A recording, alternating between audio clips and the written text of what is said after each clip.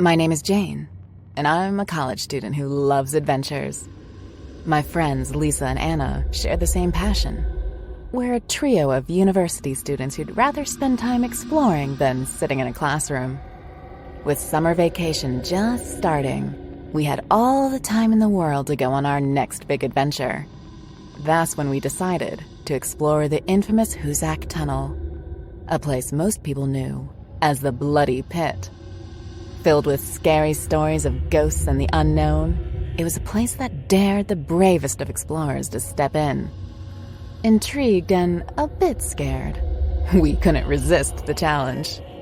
It was a blistering hot summer day when we made the decision to enter the tunnel. The sun was high and not a cloud was in sight. Each of us carried a backpack stuffed with essentials, snacks, water, and flashlights. Our tiny sources of light in the looming darkness of the tunnel. As we crossed the threshold into the tunnel, a surprising chill swept over us. The cold was so unexpected, so different from the heat we left behind, that we burst into laughter. We joked about the tunnel having its own air conditioner, adding a layer of humor to lighten our growing apprehension. But as we ventured deeper into the belly of the tunnel, the humor slowly drained away. The chill didn't let up. It intensified, seeping into our clothes and making us shiver. Our flashlights, our lifelines, began to flicker unpredictably. Our steady stream of chatter stilled, replaced by worried glances and nervous fidgeting. As we trekked further into the seemingly endless tunnel, strange sounds began to reach our ears. They were soft and hushed like whispers carried on the wind. We paused, straining our ears to catch the ghostly murmurs, our hearts pounding in the heavy silence. But instead of fading away, the whispers grew louder. They swelled, morphing into horrifying screams that bounced off the tunnel's damp, cold walls. The air seemed to tremble with the sounds, each shriek sending a new wave of fear coursing through us.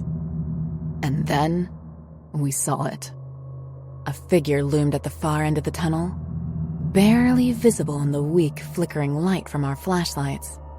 It was tall, lean, and entirely shadow. An eerie presence in the deep gloom. The shadowy figure grew bigger. It seemed to swell, its vague form becoming more intimidating, creating the illusion that it was moving closer. A wave of dread washed over us, the creeping realization that our fun adventure had taken a terrifying turn. Fear squeezed our hearts as the shadow figure in the tunnel grew larger. We had to get out. We turned around and started running towards the entrance of the tunnel. But the more we ran, the more the tunnel seemed to stretch on forever. It felt like a bad dream, the entrance staying just out of reach no matter how hard we pushed. Over the thud of our hearts and our heavy breaths, another sound clawed its way into our awareness. It was a gruesome, scraping noise echoing in the tunnel. It was like something heavy was being dragged along the rocky ground behind us. As this terrifying soundtrack played, the shadowy figure continued to grow. Our legs burned and our lungs screamed, but we couldn't stop. Just when it felt like all hope was lost, a new voice echoed through the tunnel. Squinting against the darkness, we could see a figure standing at the tunnel's entrance. It was a man, a maintenance worker. He looked concerned and called out to us. Relief washed over us, and we pushed harder, stumbling over our own feet to reach the man. As we reached him, we didn't stop to explain. Our only thought was to put as much distance as we could between us and the horrific figure we left behind. Gasping for air, we finally emerged from the tunnel. The sun was still shining outside, but everything felt different. We rushed towards our car, parked not too far from the entrance. None of us dared to look back as we scrambled inside the vehicle.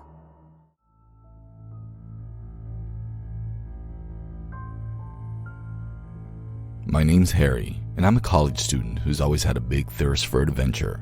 I love exploring new places, especially ones with a touch of mystery. In summer, I decided to satisfy my curiosity by heading to a place steeped in chilling stories and unexplained happenings, the Turnbull Canyon. I set off early one morning, a backpack filled with the essentials: water, food, a flashlight, and my compass. As I entered the mouth of the canyon, I felt a shiver run down my spine, despite the warm morning sun.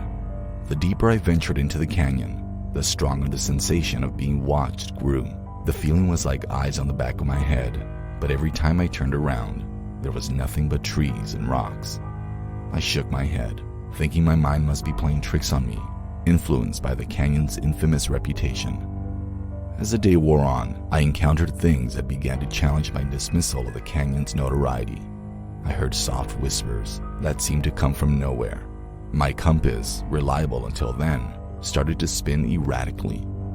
I also came across old symbols carved into the trees, which didn't resemble any trail markers I'd seen before. The most unsettling discovery was an old, rusty car, half buried under the vegetation. It looked like it had been there for decades, a silent testament to some long-forgotten event. As the sun dipped below the horizon, I set up camp. I chose a clearing sheltered by trees, but an odd, cold breeze swept across the place. It cut through the calm night, making the leaves rustle and my tent shiver. The strange occurrences didn't stop after I crawled into my sleeping bag. In the pitch-black night, I started to hear soft, deliberate footsteps. It was as though something or someone was circling my tent, each step an echoing reminder of my solitude. The sound of the crunching leaves and snapping twigs was sporadic, making me jump each time. Plucking up my courage, I decided to confront whatever it was. I unzipped my tent and stepped out, flashlight illuminating the darkness. The beam swept across the area and landed on a nearby figure, tall and lean. It was shrouded in shadows. It stood completely still, watching me, or so it seemed. A feeling of dread washed over me, far colder than the unnatural breeze that swept across the campsite. The figure didn't move. It didn't make a sound. It just stood there, silently watching me. Despite the fear gnawing at my gut, I decided to follow the figure as I approached. The figure moved like it was aware of my intentions. It led me deeper into the canyon, under the cover of the trees, until we arrived at a dilapidated building.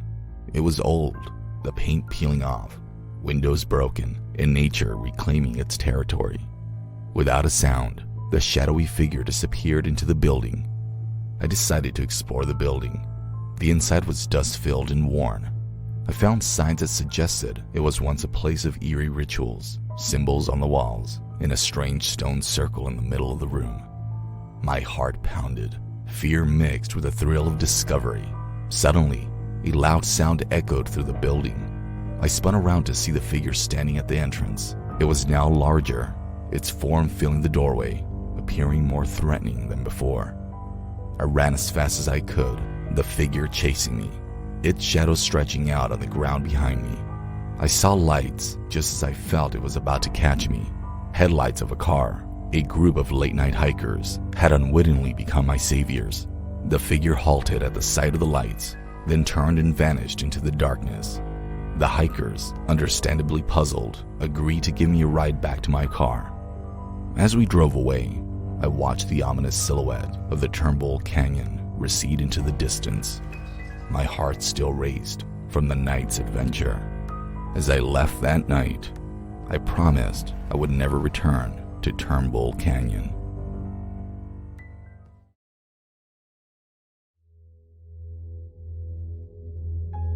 I've traversed the world, exploring new cultures and landscapes, all while assisting companies in their operations.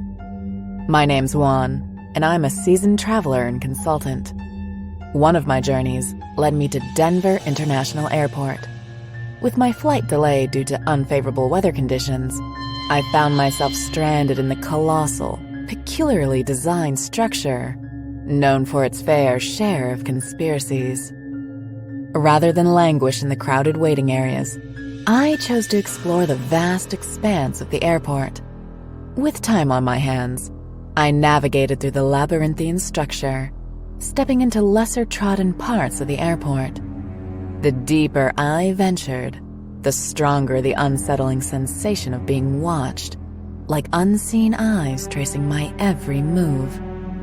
Shaking off the eerie feeling, I attributed it to the airport's infamous reputation for playing tricks on my mind.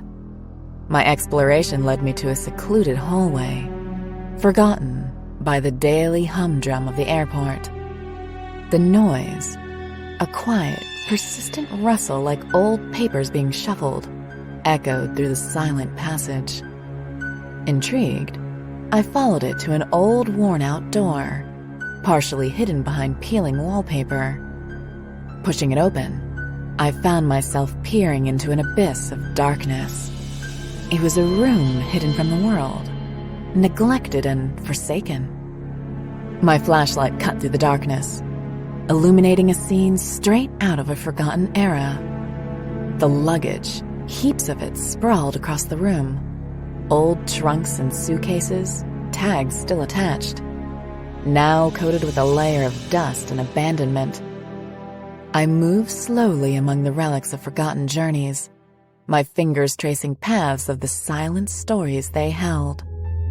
A strange sadness lingered in the air, further augmented by the worn-out, dust-covered furniture.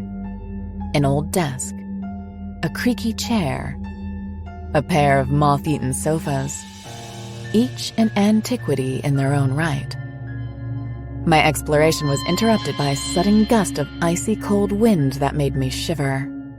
The door creaked as a silhouette appeared in the doorway, tall and lean, obscured by the dim light. Its presence filled the room, turning the air even colder. My heart pounded in my chest as fear coursed through me. The figure remained still, a sentinel in the shadows, watching me with unseen eyes. Snapping out of my stunned silence, I turned on my heels to escape.